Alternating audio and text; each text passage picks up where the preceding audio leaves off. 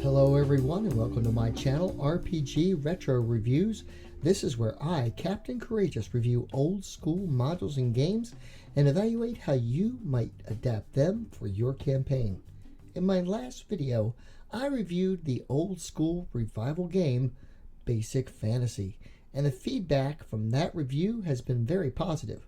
A lot of people have asked me if I intend to review other OSR games, as there are quite a few out there. The answer is, of course I am. This video is just such a review, but there are a lot of great OSR games out there, so the idea of reviewing them all is simply not a possibility. What I will do is try to bring attention to those games that I feel in some way are a cut above the rest. Basic Fantasy, with its interesting blend of Moldvay basic and modern mechanics and its massive internet presence, was just such a game.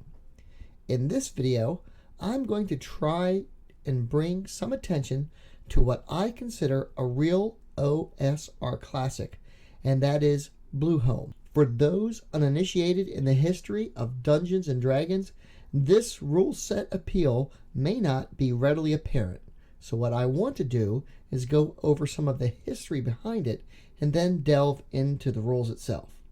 So let's turn on the Wayback Machine and go back to the year 1976.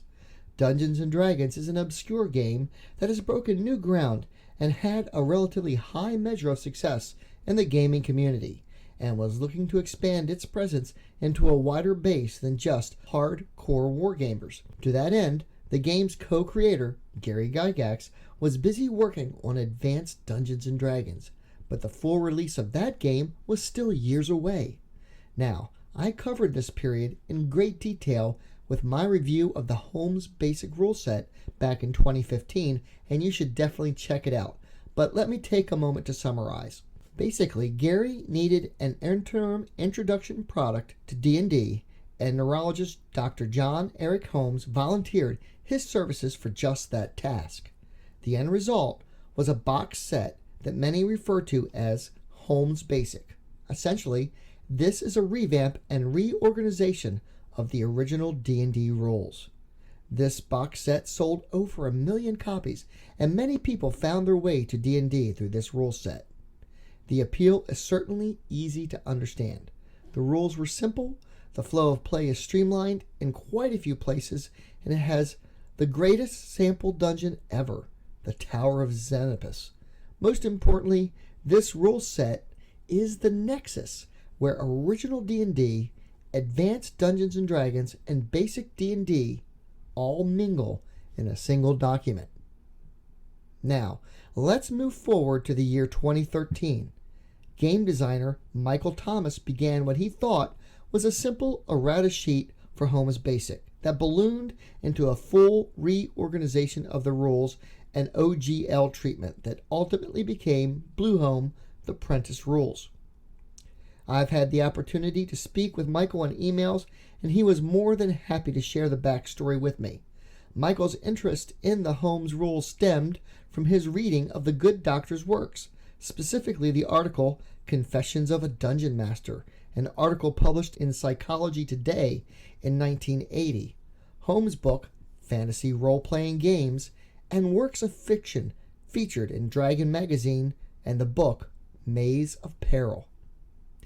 In addition, Michael was struck by Holmes' own gaming style, which seemed refreshingly quirky, experimental, and open-minded at a time when gaming was becoming more codified. Holmes' advice, at the referee's discretion, a character can be anything his or her player wants him to be, and the dice never lie, struck a chord with him, and Michael decided that he wanted to complete the original basic rules.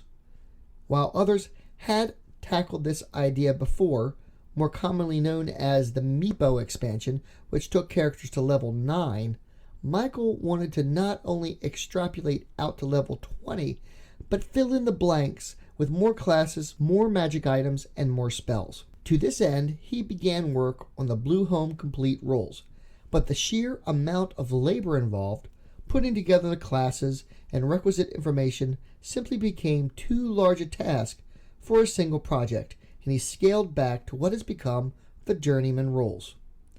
After a very successful crowdfunding campaign to bring this rule set to life with appropriate old school style artwork, I'm happy to say that the Journeymanne expansion to Blueholme is finally available. So, now that we know the how and why behind this rule set, let's dig in and take a look at the rules themselves. To really appreciate these rules, one needs to also understand the logic behind them. It was Michael's intention to try and capture the feel of Dungeons & Dragons through the lens of John Eric Holmes, which means capturing some sci-fi elements, incorporate some Lovecraft, and to keep away from over-codifying everything in the rules. This rule set isn't Gygaxian, it's Holmesian. It's a what-if experiment on a direction of how the D&D rules might have gone. So what does it mean to be Holmesian? First, there's a design philosophy. The referee has a lot of leeway to come up with things on the fly. A quick look at page 5 of the rules reveals how little the ability scores actually affect the game. The main thing is the character's prime requisite: strength for fighters, intelligence for wizards, and so on. A good score will get the character a bonus to experience points and thus faster progression, while a poor score will garner no bonus or penalty. As written, strength doesn't really do much else. Dexterity has a minor effect on missile weapons. Constitution affects a character's hit points. Intelligence gives characters additional languages and is very important for wizards to learn and gain new spells. And charisma affects a character's number of followers. That's it.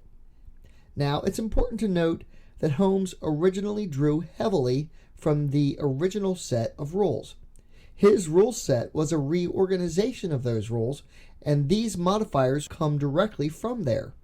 In that respect, you might say that these rules are also a reorganization of original D&D. However, we also get some quirky science fiction elements and Lovecraft thrown in with the inclusion of the Dreenoi, an insectoid kind of race that is offered as an example of a monster race a PC might play. The rules encourage DMs and players to be experimental and include other monster races as PC races, which is definitely a divergence from Gygax. There's the Lovecraft creatures such as the Migo, Cyclopean, Dagonite, Deep Ones, the Old Ones, and the Great Race. The latter two said to have a major influence on the massive underworld network and the creation of black pudding, which were used as slaves which overthrew the Old Ones, but are now themselves just mindless things. If you're familiar with Lovecraft, then you know that this puts black puddings in the role of Shoggoths. Very clever. Other noteworthy Holmesian creatures are the Cave Creeper, the Octocat, and the Wereshark. Also note that the rules keep the term underworld when referring to the vast network of underground caves that honeycomb the campaign setting. In later editions, this would become the Underdark, but here, as with the original rules, this term is used to maintain that old school feel. Combat is very scaled back as well. It's basic D&D rules as you remember them, but it is sequenced the way Holmes originally did it, with dexterity determining combat order rather than a die roll. The DM is encouraged to roll the dexterity stat for each creature when they are creating their adventures, or just roll it on the fly. The stat is not included with the creature's description. Further, the initiative sequence also gives actions a priority so that attacks by surprise and backstabbing thieves go first. Then those casting spells or creatures with spell-like abilities go next. Then missile weapons and breath weapons, followed by melee, and finally movement. Though once you get to the movement sequence, if you would like to move and then attack, you can. I think this is a great way to keep combat fast and interesting. My own personal preference is to keep initiative as fast as possible. In my mind, initiative is a boring but necessary record-keeping task, and time dedicated to it should be kept to a minimum. So while the same dex stat is used over and over, a character's actions will also determine when things happen, so the sequence changes slightly based on PC and NPC actions. Thus, the DM will need to go around the table and get each player's intentions for the combat round before it begins. Who's casting spells? Who's using missile weapons? Who's going to attack with their sword, and so on. The DM puts in his mind his NPC's action, and the round can begin. No die roll needed. Other than that, there are no surprises as far as combat goes. When it comes to weapons, Blueholme keeps the old all weapons do a d6 damage rule from original D&D, though there is an optional rule where light, normal, and heavy weapons do different damages. It's actually kind of interesting. Light weapons do the worst of 2d6, normal weapons do 1d6, while heavy weapons do the best of 2d6. I kind of like this, but it also means there's no difference between a short sword and a long sword, and in general the type of weapon a character carries has meaning and aesthetics only. Some may like this, but I just can't help myself. I have to codify this a bit more. But hey, that's one of the cool things about these rules, in that you can and should modify things to suit your taste. I would also like to point out that Michael's bona fides in regards to this rule set come not only from his painstaking research into the works of Holmes, but also consultation on how Holmes ran his game from his son Chris. As I mentioned in my Holmes basic video, it was Chris's interest in Dungeons & Dragons that got Holmes into the game to begin with, and his frustration after reading the original rules that he still didn't know how to play that got him interested in writing and reorganizing them into what would become the first basic set. In addition, Chris Holmes contributes directly to the game system by writing the foreword, contributing some creatures, as well as some excellent artwork. And let's talk about the artwork for a moment, as that was the final piece, the successful crowdfunding project to pay the artists for their contributions, that gives us this rule set in its final form, and in my mind simply does an amazing job of capturing the feel of an old school rule set from the early days. Seriously, when looking through these rules, I have to keep reminding myself that this came out in 2017, not 1977. The artwork is amazing, but it's simplistic enough that it totally could have been done by the likes of Trampier, D, or Otis. The cover art by Jean-Francois Belleau is the same from the Prentice Rules, but now colorized, and is a great homage to the original basic set rules. A dragon and adventurers discovering treasure. However, it's the interior art that is wonderfully fascinating. No less than 12 artists contribute their talents and provide some wonderfully retro-style artwork. Many pieces are just straightforward, but many more are action pieces that require a bit of study to get all that is happening in the scene depicted. Others are wonderfully mood-setting, evoking a feel of fantasy and wonder, and, as appropriate, inspire the viewer with story ideas. Another absolute gem of this rule set is the treasure and spell sections. Painstakingly detailed, just about every magic item from the days of old school yore can be found here. The list is amazingly comprehensive and exhaustive and takes up 20 pages with tables and descriptions of everything from rings, shields, weapons, and armor to unusual items like manuals, stones, ropes, and so on. The spell section is greatly expanded from the Prentice Rules, with clerical spells to the 7th level and magic user spells to the 9th level. The spell descriptions, like the rest of the rules, are not overly codified and leave a lot of leeway for DMs and players to interpret, for good or ill. These are the old school spells, some surprisingly powerful. For example, Polymorph Other allows the caster to change another creature to another, permanently. Save versus spells. Below the description, a wizard turning some poor, hapless creature into a frog is depicted. Reading through these spell descriptions had me chuckling with glee in quite a few instances. Finally, let me talk about the character sheets for a moment. This is a separate product available for download on DriveThruRPG. Here, Michael wisely recruited the artistic talents of James V. West to create these wonderfully simplistic yet graphically detailed character sheets. Get a basic sheet, one for the ever popular fighter magic user, and class-specific sheets, and compares to something that could have been just bland and straightforward. These sheets are great.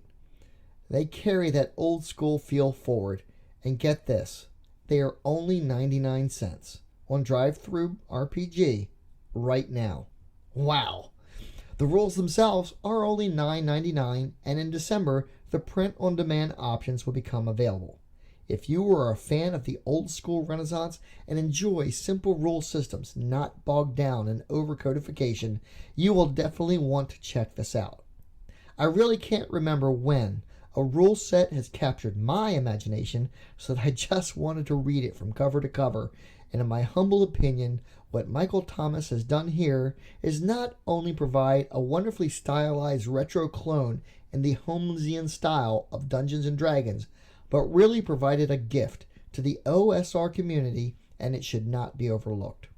Well, that brings this video to a close. Coming up, I'm going to take a look at the new release from Wizards of the Coast, Tomb of Annihilation. I know what you're thinking, Captain Courageous, that's not an old school module, but I beg to differ. If you enjoyed this video, please take a look at my channel, subscribe, give this a like and comment below. Did you start playing with the blue box set back in the day? Have you played Blueholme yet? I'm always interested in your thoughts on my videos and what videos you'd like to see. And as always, my friends, may your D20 roll true and game on.